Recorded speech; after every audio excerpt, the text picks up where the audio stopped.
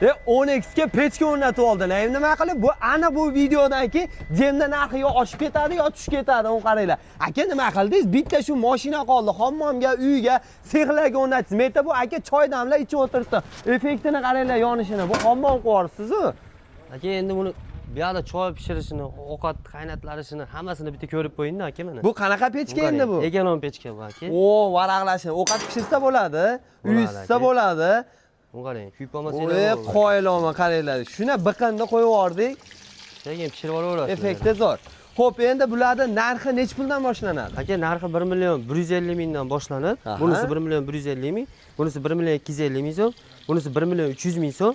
Mana full variant aka 1 million 400 ming so'm aka. Tagida ketaveradi. Aslida tapchanlari bor. Dastlabkilar qanaqa bo'ladi? Dastlabki 12 ta bor aka, bemalol 200 ming so'mdan boshlab 320 ming so'mgacha yetkazib beramiz. Xo'p, atrofda arzon deganlarga bu qanaqa pechka endi? Buni ham 2 xil 3 xili bormi? Aka, buni 100 xili bor. Aha.